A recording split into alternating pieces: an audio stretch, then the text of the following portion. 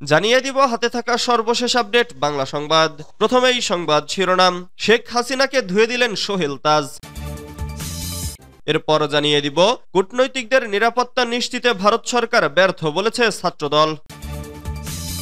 এদিকে আওয়ামী লীগের মাত্রাতিরিক্ত বাড়াবাড়ির কারণে তাদের এ শোচনীয় পরিণতি। এরপর জানিয়ে দিব তারেক রহমানের দেশে ফিরতে বাধা কোথায়। আরো জানিয়ে দিব গত 15.5 বছর এ জাতি জিম্মি দশায় ছিল বলেছেন জামাত আমির। সর্বশেষ জানিয়ে দিব জনগণ এখন স্বাধীনভাবে চলাচল করতে পারছেন বলেছেন আমিনুল হক। এতক্ষণ শুনছিলেন সংবাদ শিরোনাম, এবারে বিস্তারিত। তবে অনুরোধ থাকবে ভিডিওটিতে একটি লাইক করবেন এবং কমেন্ট করে জানিয়ে দিবেন কোন জেলা থেকে আপনি আমাদের এই ভিডিওটি দেখছেন। শেখ হাসিনাকে ধুয়ে দিলেন সোহেল তাজ। আওয়ামী লীগের সভাপতি ও সাবেক প্রধানমন্ত্রী শেখ হাসিনার সমালোচনা করে সাবেক স্বরাষ্ট্র প্রতিমন্ত্রী সোহেল তাজ বলেছেন, হত্যা, গুম, খুন, গণহত্যা, নির্যাতন, নিপীড়ন, গণতন্ত্র ধ্বংস করে, দুর্নীতি করে, লাখ লাখ কোটি টাকা বিদেশে পাচার করে দেশটাকে শেষ করে ছাত্র জনতার ঝাঁটাপেটা খেয়ে পালিয়ে যে এখন দেশ ধ্বংসের ষড়যন্ত্র করছে। শেখ হাসিনাকে ইঙ্গিত করে সোহেল তাজ লিখেছেন, কত বড় নির্লজ্জ বেহায়া হলে দেশটাকে এক মুহূর্তের জন্য শান্তিতে থাকতে দেবে না। প্রথমে ডিজিটাল জুডিশিয়াল কু এর চেষ্টা, তারপর একের পর এক অপচেষ্টা, আনসার বাহিনী দিয়ে ব্যাটারি রিক্সা, নূর হোসেন দিবস, ট্রাম্প কার্ড, ঋণ দেওয়ার প্রলোভন দেখিয়ে শাহবাগে মানুষের জমায়েত করার চেষ্টা, বিভিন্ন কলেজে বিশৃঙ্খলা সৃষ্টি করা, আর এবার ধর্মীয় সম্প্রীতি নষ্ট করে লাশের উপর ক্ষমতায় ফিরে আসার চেষ্টা। কূটনৈতিকদের নিরাপত্তা নিশ্চিতে ভারত সরকার ব্যর্থ বলছে ছাত্রদল। ভারতের আগরতলায় অবস্থিত বাংলাদেশের সহকারী হাই কমিশনে দেশটির হিন্দু সংঘর্ষ সমিতির একদল সদস্য কর্তৃক সহিংস হামলার তীব্র নিন্দা ও প্রতিবাদ জানিয়েছে জাতীয়তাবাদী ছাত্রদল। সোমবার রাতে ছাত্রদলের দপ্তর সম্পাদক জাহাঙ্গীর আলম স্বাক্ষরিত এক বিবৃতিতে এ তথ্য জানানো হয়। সংগঠনের সভাপতি রাকিবুল ইসলাম রাকিব ও সাধারণ সম্পাদক নাসির উদ্দিন নাসির বিবৃতিতে বলেন, উচ্ছৃঙ্খল মবটি বাংলাদেশের জাতীয় পতাকা অবমাননা করেছে, মিশনের সম্পদ বিনষ্ট করেছে। ভারত সরকার ভিয়েনা কনভেনশনের বাধ্যবাধকতা অনুযায়ী কূটনৈতিকদের সুরক্ষা দিতে চরমভাবে ব্যর্থ হয়েছে। তারা বলেন, সহিংস ঘটনার সময়ে আইনশৃঙ্খলা বাহিনী নির্লিপ্ত অবস্থান উক্ত ঘটনার পেছনে কর্তৃপক্ষের মৌন সম্মতির স্পষ্ট ইঙ্গিত বহন করে। বিগত 28 নভেম্বরে কলকাতায়ও একই ধরনের সহিংস ঘটনা ঘটেছে, যা একটি বিপজ্জনক পরম্পরা হিসেবে আবির্ভূত হয়েছে। ছাত্রদল সভাপতি ও সাধারণ সম্পাদক পশ্চিমবঙ্গের মুখ্যমন্ত্রী মমতা বন্দ্যোপাধ্যায় সহ ভারতীয় রাজনৈতিক নেতাদের দেওয়া বাংলাদেশের সার্বভৌমত্বের প্রতি অবমাননাকর এবং কূটনৈতিক শিষ্টাচার বহির্ভূত উস্কানিমূলক বক্তব্যের তীব্র নিন্দা ও প্রতিবাদ জানান।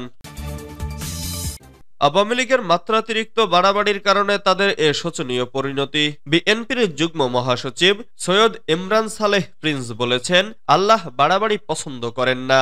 শেখ হাসিনা ও আওয়ামী লীগ ক্ষমতার জন্য মাত্রাতিরিক্ত বাড়াবাড়ি করেছিল, সেজন্য আল্লাহ তাদের পরিণতিও শোচনীয় করেছেন। সোমবার 2 ডিসেম্বর রাতে ধোবাউড়া উপজেলার কলসিন্দুর আইনুল উলুম মাদ্রাসার বার্ষিক সভায় প্রধান অতিথির বক্তব্যে তিনি এসব কথা বলেন। জিল্লুর রহমানের সভাপতি এতে আরো বক্তব্য দেন বিশিষ্ট ইসলামী চিন্তাবিদ জামাল উদ্দিন সহ অন্যান্য ওলামায়ে কেরাম। এ সময় ইমরান সালেহ প্রিন্স বলেন, ফ্যাসিবাদ ও নিয়ন্ত্রণ মুক্ত পরিবেশে রাজনীতি, ধর্মীয়, সামাজিক কর্মকাণ্ড পরিচালিত হচ্ছে। আওয়ামী আমলে বিশেষ করে ইসলামী আচার অনুষ্ঠান, সংস্কৃতি চর্চার স্বাধীনতা অবারিত ছিল না। ইসলামী সম্মেলন ও ওয়াজ মাহফিলের মতো অনুষ্ঠান আয়োজনেও আলেম ওলামাদের হেনস্থার শিকার হতে হয়েছে।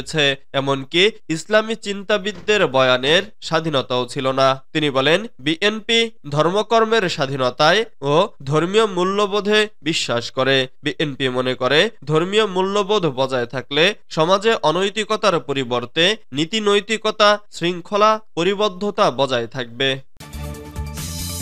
তারেক রহমানের দেশে ফিরতে বাধা কোথায়? ২০০৪ সালের ২১শে আগস্ট আওয়ামী লীগের সমাবেশে গ্রেনেড হামলার ঘটনায় হত্যা ও বিস্ফোরক দ্রব্য আইনের ২ মামলায় হাইকোর্টের রায়ে গত রোববার খালাস পেয়েছেন বিএনপির ভারপ্রাপ্ত চেয়ারম্যান তারেক রহমান।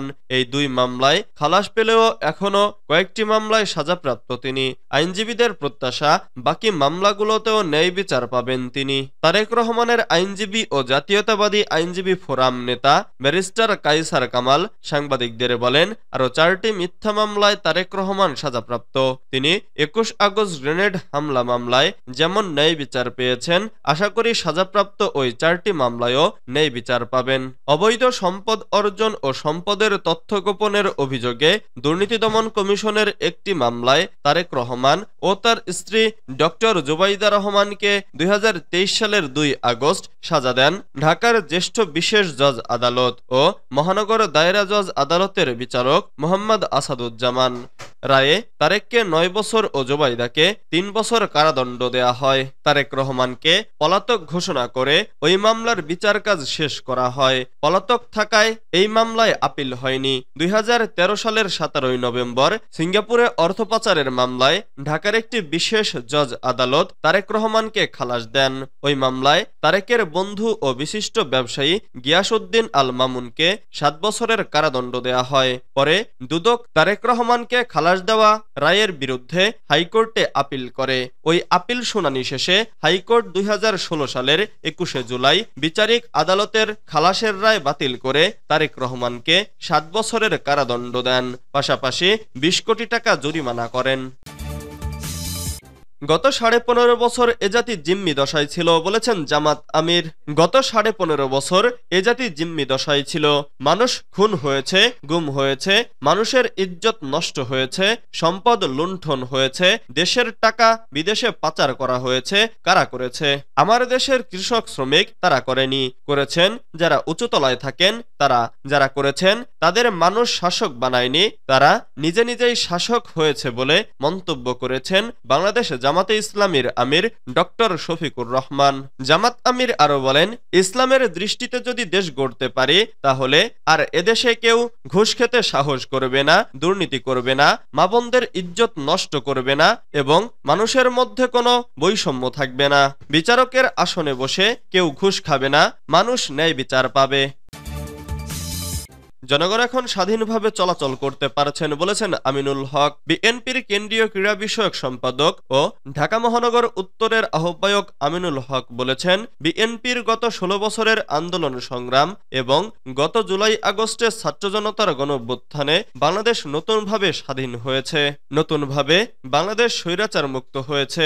স্বৈরাচার মুক্ত বাংলাদেশে জনগণ এখন স্বাধীনভাবে তাদের মতামত প্রকাশ করতে পারছেন।